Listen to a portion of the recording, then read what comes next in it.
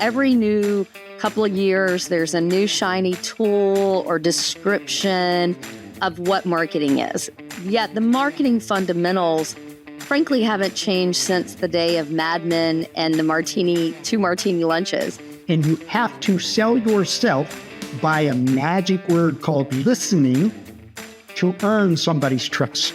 If you're in a slump, you've been in that slump for 2 months longer than you realize. Welcome back to Talent Hunters, where we explore insights and trends shaping the global recruiting and staffing industry. Want to build talented teams that drive your company toward big goals and big growth? Then this podcast is for you. And now, let's join the conversation with today's episode of Talent Hunters, brought to you by HireQuest. Connect with us at hirequest.com. Hello, everyone, and welcome to this week's Talent Hunters. I am a new host, a guest host, if you will. I'm Ashley Smith. I am the head of marketing here at HireQuest, and I am thrilled to have our esteemed host of Talent Hunters that you've all know to come and enjoy week after week, Vince Holt, as our guest this week. We wanted to turn the table.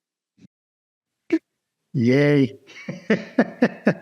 Can you tell there's nothing, I'm joking because like I tell you to tell the guests, I'm not going to ask you any Barbara Walters questions.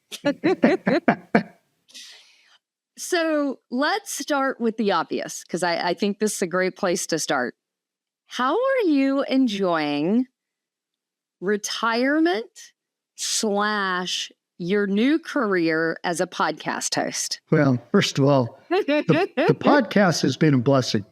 Retirement, and it's really kind of funny because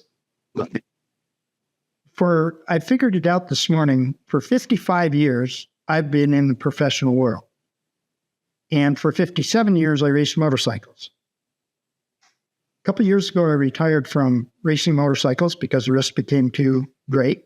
Actually, the recovering period was too great. And then when I retired from work, I realized I don't have a purpose. And it's funny because I just had this conversation with one of the doctors on a podcast that you just scheduled me for. And it was the Boomerang Boomers. Mm-hmm, and what this opportunity has given me, believe it or not, is a purpose. And so retirement has been interesting. It's only been, 9 months. But finding my way, you've got newfound freedom. But what does that mean when you really don't need newfound freedom? And so this gave me a purpose. And you came to me with this a year and a half ago. And this has truly been an education for me and given me a purpose every day to do homework on whatever guest I'm about to interview. Well, it's been fun.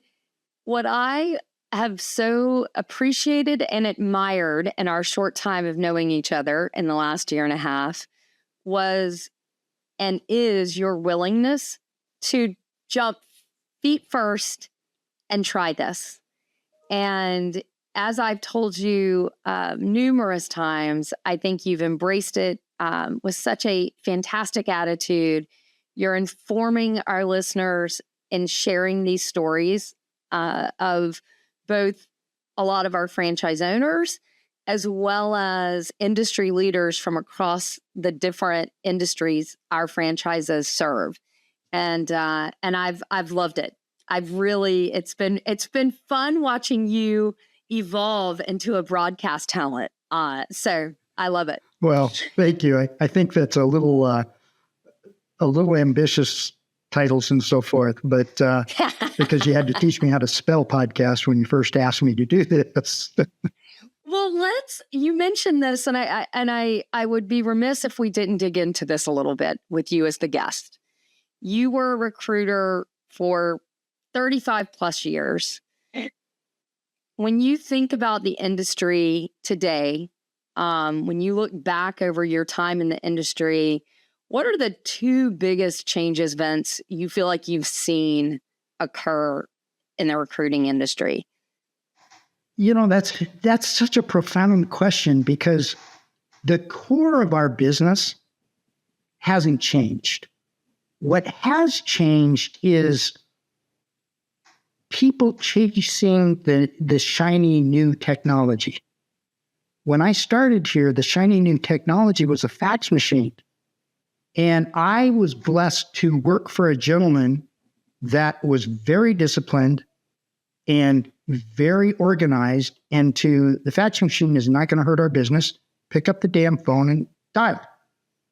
And quite frankly, in the 38 years that I've been here, that hasn't changed, because we've had shiny new technology every year since then. Right. And so what I've seen is a lot of our training and a lot of our hiring, I'm not sure the people doing the hiring, in most cases, not all, but in most cases, I'm not sure they were recruiters beforehand and instead are following what they're told to do by somebody other than a recruiter, okay? The guy that hired me was, like I say, he got trained management recruiters, and Alan Schoenberg said, fail my way first. That was the owner of the company. And that's how he grew up. That's how he trained me. And I wasn't smart enough to do anything else. I followed exactly what he said, and that's how I've trained my people. And so what I'm learning now is, where it used to, they said, gosh, when you're in a slump, you got to double the number of calls. Nowadays, nobody's doing that. They're on technology. They're trying to find it the easy way, I'll call it, okay? But everybody says the same thing. We have to live on the telephone. But I'm not sure that discipline is truly followed through in the offices. And so what I've learned is, don't change. Use the tools as tools. Don't use them during prime connect time. I think your point is well made. While it's different in my, marketing business, the same applies. Every new couple of years, there's a new shiny tool or description of what marketing is. Yet the marketing fundamentals, frankly, haven't changed since the day of Mad Men and the two martini lunches. It's identify your target audience. How are you going to reach them? What's your persuasive message to attract them to your brand and convert? And I think folks that really lean into, whether it's in recruiting or marketing, those fundamentals, and to your point, you can utilize the new tools and leverage them. But don't be scared by them. I think that's it's an important aspect that I'm hopeful all of our franchise owners here, and anyone else as well. So you did talk about you referenced Alan, and for me, as someone that's somewhat new to the recruiting industry, I've now worked in it for 2 years. Tell us a little bit about like the original management recruiters and Alan, and what to you, what the brand MRI Network stands for. Kind of give us a little bit of what it meant to you. It's interesting. Alan and Gary Williams were really the face of the organization. And I earned my first Pacesetter trip, and I'll never forget this as long as I live. It was my third year, I think it was. And I'm a cool guy. I show up at the pool at 5 a.m. and sit there until 5 p.m. And everybody that was ever there knew. But one day, this gentleman comes up to me, introduces himself, calls me by name, and tells me what my numbers were for last year. Alan Schoenberg. He knew everybody. How he knew my face or what, I don't know. But now, how many estimated, like in that Pacesetter trip, how many owners were in the network at that point? Probably. Well, remember, I wasn't an owner then. I was just okay, that's right. I was an account executive for the first 15 years. And it was as an account executive. So there was probably, and I'm just guessing because I can't remember back in the 80s what it was, but I'm going to guess there was probably 400 account executives there. And that personalization resonated with you. It did. And so needless to say, that was my formative years. And that impressed me. And what I learned about this business was because I had an owner that kept me confined, kept me focused, and wouldn't allow me outside the boundaries. And there was a profound incident about 3 years after I had started, where he used to listen in on our calls, closing calls and stuff like this, and help us. And that was just so great. And there was one time he says, well, close the guy. As he's listening, he said, close him. And I'm saying, not yet. And he says, you got to close him. You're going to lose him. And I said, not yet. Well, long story short, we didn't close him then. We closed him the next day. And Jim came up to me afterwards. He says, I just realized something. And I says, what's that? He says, you're a good listener. You get it. I'm going to let you go. And from that point on, he still was on the calls, but he was listening to me now lead as opposed to me letting him lead. Well, and so to me, two things pop out to me on that story. One, that you had that person that was giving you that real-time constructive feedback, that frankly, folks, any industry now, there's just probably not the manpower or the aptitude for folks to do that. The second thing, and I want to go a little deeper on this, you talk about close. And to me, I think close is a term folks primarily associate with a salesperson. How much of being a recruiter, working a desk, an account executive, there's a bunch of different terms for it, do you feel is sales? And how much do you feel is knowing, the market, the industry, like it, or is it that black and white? You bring up a great topic because now we're doing a deep dive into what we do for a living. And okay, you just lit the match to my torch. But first of all, every human being is a born salesperson. You want proof? Proof is as soon as you can learn to talk, you're trying to convince your parents to let you do something they don't want you to do. That's called sales. So every one of us is a born salesperson. I was gifted to be raised by salespeople and so forth. And what we do as recruiters is 100% sales. I don't care if it's the first time you interface with somebody. It's all sales because you're trying to earn that person's trust.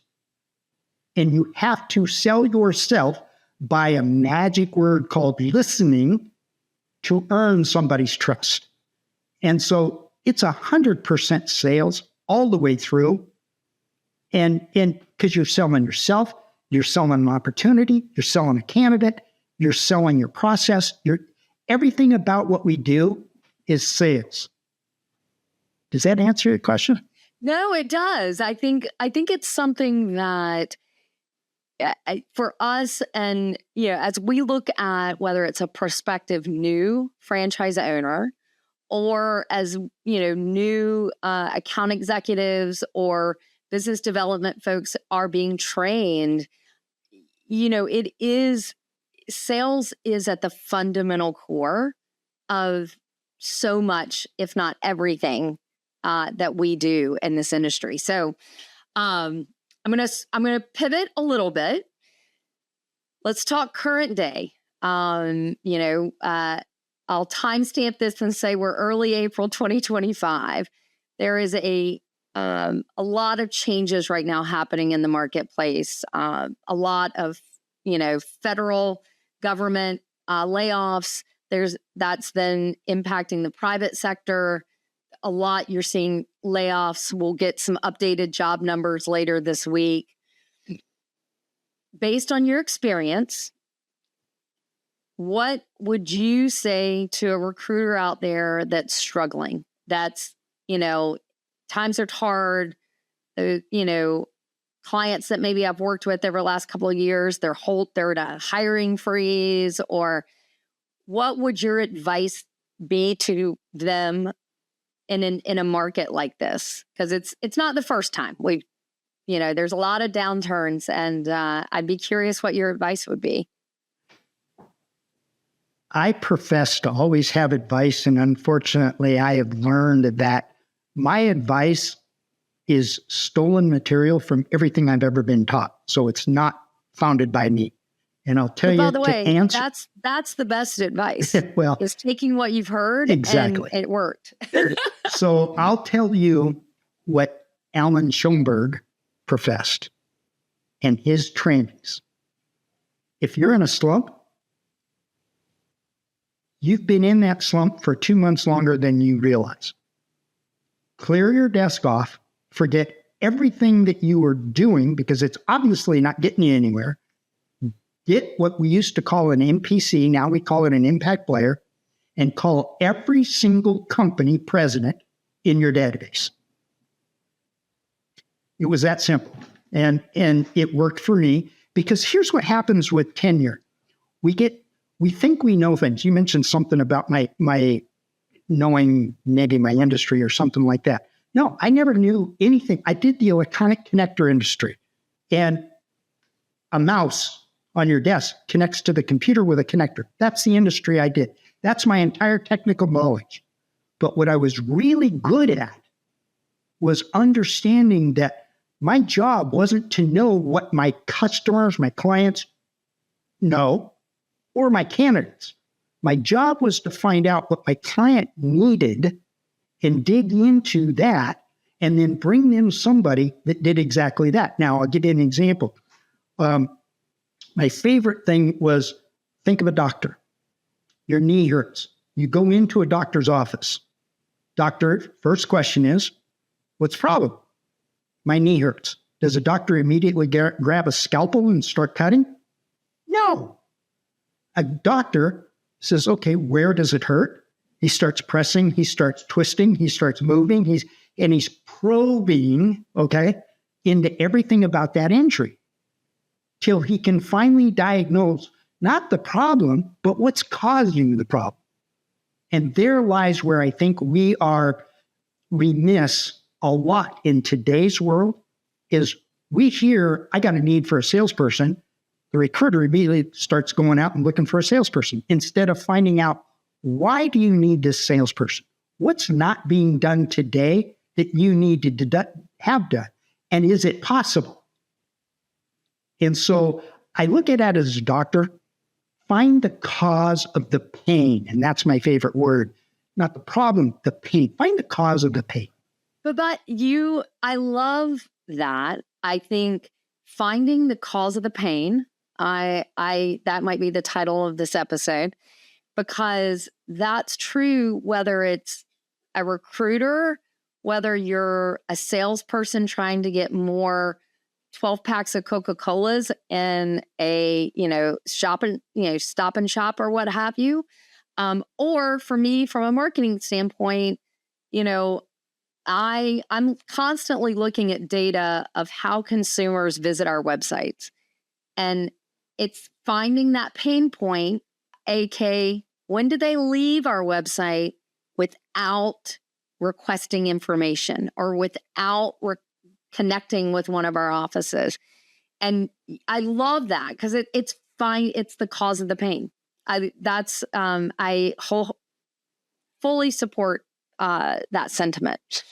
When you're thinking about advice that you might give, if we set you up with an interview or a one-on-one call with a brand new MRI network franchise owner today, and I'll include our other divisions. Let's say it might be a Snelling office owner or HireQuest Direct, owner, because you've had the opportunity to speak to some of them now, what would be your number one piece of advice to them today, starting out a new office?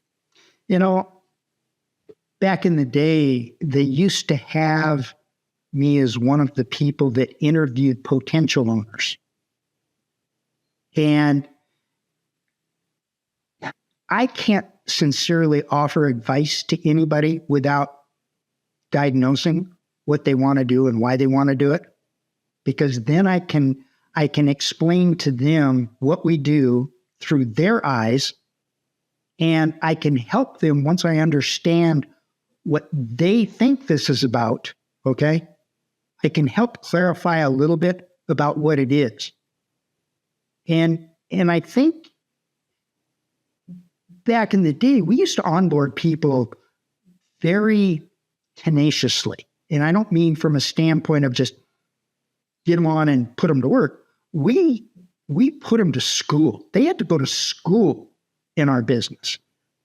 And then they had a program where Al Clark and I used to work with new owners for a period of 6 months. And it was amazing because we would listen to what they're going through, what's happening, and then they'd get two different views, not necessarily graphic differences, but two viewpoints on how to deal with their challenges. Right. So it wasn't kind of a right or wrong answer. It was here's two options from established, owners, desk, folks that run a desk. Choose your what's most comfortable to you. And Al and I are totally different people. And so I am tenacious and unrelenting, and Al is a process guy. I was not a process guy. And it was two completely different viewpoints to get to the same result.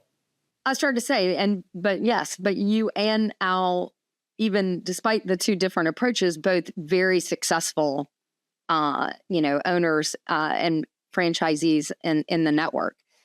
So I would say if folks are listening and they've enjoyed some of your Talent Hunters episodes so far, I would be remiss if I didn't think they were surprised that you just dropped the nugget in your intro that you raced motorcycles for 35, 40, 50 years. 57. Because you definitely present as a very laid back, somewhat, I would say, relaxed West Coast guy. I want to hear the story. How did you get into racing motorcycles? Well, first of all, I don't know where you got laid back, because there isn't anybody on the planet that knows me that would describe me as laid back. Maybe that's your Talent Hunters host persona, Vince. Guess I'm into acting. So my father raced motorcycles back in the 40s and the 50s, got me into racing in the mid 60s. And it's funny because I didn't win my first race until I moved out of the house. And it's something that my wife and I look at a lot when we're around the racetrack. Is there's a lot of parents that live through their kids. And I'm not sure that's the healthiest way to put the kids in a competitive world. But racing motorcycles. I played team sports. I was semi-pro soccer as a kid. I mean, I played baseball, football, all that stuff, and wasn't great at them. But the one thing that really stood out was I would put 100% into anything I did. And I would get frustrated with other people on the team that didn't. And I think why I excelled at racing when I got out of the house was I realized at a young age that if I succeeded, it was because of me. If I failed, it was because of me. And I couldn't blame anybody else. Which is interesting because that definitely aligns with entrepreneurship of being a franchise owner. I think I think that same mindset applies. Without a doubt. And I honestly believe that if we once we reach the working world, and I see this in you, once we reach the working world, I'm a firm believer that if you have the mindset that I really don't care what you throw in front of me, I'm going to figure out a way to succeed, you're going to do it. And I see that in you too, because I've followed your career from the standpoint of all the different disciplines. Yes, you've been in marketing and so forth, but all the different disciplines you've been in is just an inspiration to what you've done with me on these podcasts. I mean, let's face it, you invited me to be a podcast host to talk to owners of MRI offices. Well, hey, let's face it, 38 years of working in an MRI office, I can talk their talk. Right. But then you introduced me to Jeb Bush. What the heck am I doing now, talking to a politician? Well, and to be fair, our fearless leader, our CEO, Mr. Rick Hermans, obviously has a longstanding relationship with former Governor Bush and welcomed him in. And I think though you embrace those opportunities. And again, it's what I said at the top, it's feet first. Okay, let's do it. You've had me talk to doctors. I don't have a clue what these people do, but what's fun is I come away from every one of those conversations knowing something I didn't know before.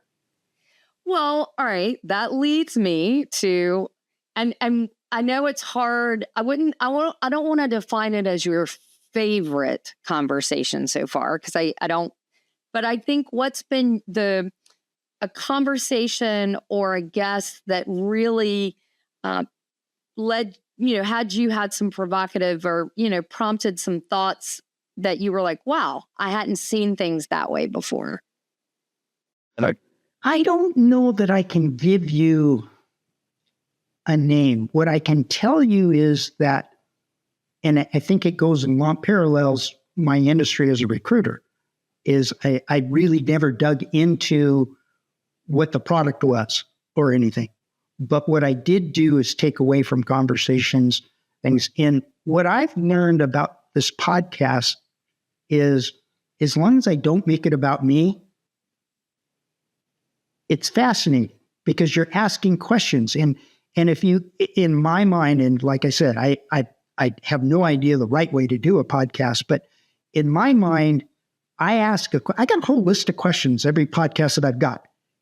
If I have 10 questions, I usually only ask 2 of them. But I ask questions based on the answers they give me. And so what I've enjoyed, the most moving ones, I have to say, have been the ones that haven't been around MRI, although I dearly attach myself to those people because that's my family. But I can tell you that talking to the Snelling people has been eye-opening because I've never dug into that side of the business when I was a recruiter, as a full-time recruiter. Well, and I bet Snelling, some of the owners you've spoken to for that brand within our parent company, similar histories as MRI Network, founded by, Mr. Snelling, and I'm spacing on his first name right now, but around 70 years. So similar longevity in the network or in the industry as MRI Network. Well, and then you've had me talk to these doctors and politicians and so forth. And what's fun is when you ask a question to tell me a little bit about what inspired them to get to where they are today in their journey, they give me this platform to be able to dig deeper. And that's what's been fascinating. I don't care if it's Jeb or the doctors that you've been talking to, the doctors from Australia this week. I mean, they're talking so far over my head about technology and things. It's overwhelming, but I can ask them questions in things that I understand, and it's just fascinating. It really is. But I think my observation you just said why I think you've been a perfect host for this is your genuine curiosity on this variety of topics. And so for us, as I've told you, is whether somebody's listening that's one of our corporate team members or one of our franchisee team members or a prospective client or customer for one of our brands, we want them to be able to listen to the Talent Hunter episodes and gain a little insight or tidbit or be entertained and have that same curiosity that you do. I think sometimes when you listen to podcasts where the hosts and the guests are both experts on the topic, I don't know that you, the listener, are as informed as perhaps it's intended to be. To me, one of the podcasts that I enjoy personally listening to every day is The Daily from the New York Times. And I genuinely love how their hosts always break down, explain this like I'm a third grader, because everyone's not in international politics every day. And so, I think they do an excellent job. And it's why it's a consistent top 5 performing podcast. I think because of that, not just the New York Times connection, but it's the way and the method their hosts use. So, all right. So final question here. Dream guest. If you had your druthers of anyone you could sit down and interview for Talent Hunters, who might it be and why? I'm